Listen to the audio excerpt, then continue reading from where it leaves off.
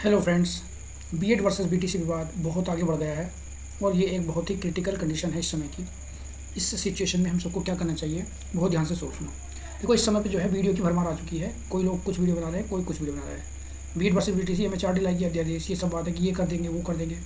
BEd धारियों के लिए अच्छी खबर है, इस तरह से बदलेगा सुप्रीम कोर्ट का फैसला। ठीक है, ये सब बातें चल रही हैं। ठीक है, जबकि इन बातों का कोई बेसलेस बातें हैं, इनसे कुछ नहीं होने वाला। एक है बीएसटीसी बीएड विवाद, BTC versus BEd, supreme court का फैसला, सभी राज्यों से बीएड बाहर कि वेस पीआरटी से बीएड बाहर, पुनर्विचार याचिका लगेगी। ठीक है, तो ये सब मैटर चल रहे हैं। देखो यहाँ पे है, तो बीएड से सुपर टैट के बाहर होने के 3 मुख्य कारण सब लोग अपने अपने हिसाब से इसको एक्सप्लेन कर रहे हैं। तो सबसे पहले तो हम माननीय सुप्रीम कोर्ट में जो 4 से 5 साल से, ये 2018 से एनसीटीई जो ने गाइडलाइंस जारी करके बीएड को एलिजिबल बनाया था पीआरटी के लिए, उससे आगे हम बात करते हैं। तब से विवाद खड़ा हो गया, तो उससे पहले बीएड प्राइमरी टीचर के लिए अप्लाई नहीं करता था। ठीक है, तो सुप्रीम कोर्ट ने ये बोला है कि ये जो है सिर्फ एक आपने राजनीतिक पार्टी के द्वारा उसका कहना मान लिया है एनसीटीई ने, तो उन्होंने उस पर इतना मंथन नहीं किया, उसको इतनी एनालिसिस नहीं किया कि ये लागू करना चाहिए था। नहीं, इस बेस पर उन्होंने ये कोर्ट में डिसीजन हटा दिया है। तो फिलहाल अब क्या है इसका डिसीजन, इसका जो अब इसकी काट क्या है, मतलब कैसे इसका आगे प्रोसेस होना चाहिए।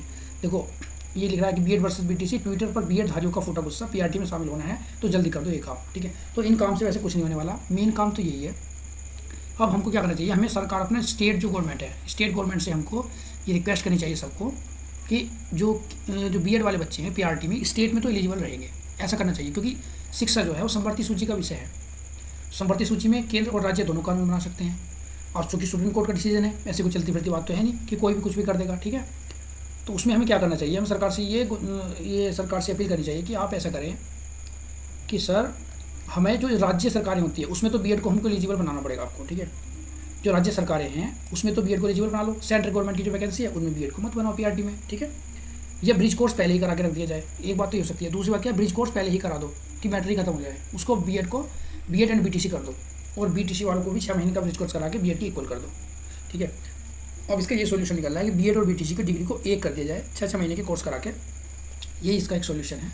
बाकी इसका कोई सोल्यूशन नहीं है फिलहाल। अब सुप्रीम कोर्ट का डिसीजन आया है, तो कम से कम 3 से 4 साल तो इस डिसीजन को बदलने में भी लग जाएंगे, कोई भी प्रोसेस होगी।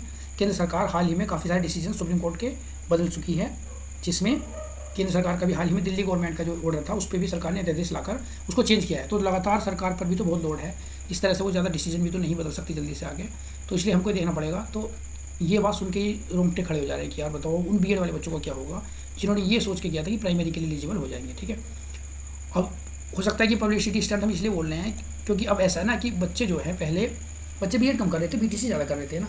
अब 2018 से उन्होंने बीटीसी की भरमार भर्ती निकाली। ठीक है, अब बीएड को एलिजिबल कर दिया, बच्चे बीएड करने लगे, एक नोटिफिकेशन निकाल दिया। अब उन्होंने क्या कर दिया, अब उन्होंने काम कर दिया कि अब बीएड वालों को रोक दिया, तो अब बच्चे बीटीसी करेंगे। तो इनका ये बिजनेस टाइप का है, किस तरह से बच्चों को भ्रमित किया जाए।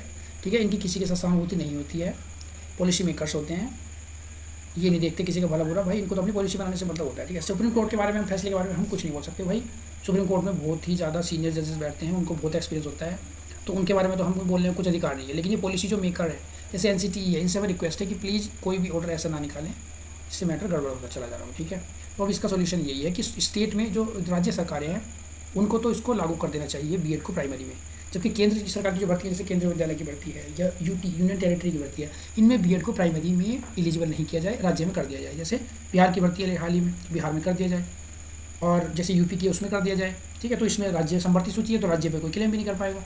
ठीक है, लेकिन केंद्र में ऐसा विवाद नहीं चल पाएगा। ठीक है, तो आगे देखिए जो भी होता रहेगा। लेकिन राजस्थान सरकार ने तो फिलहाल बाहर कर ही दिया है, क्योंकि वो तो केस ही लड़ रही थी बीएसटीसी का।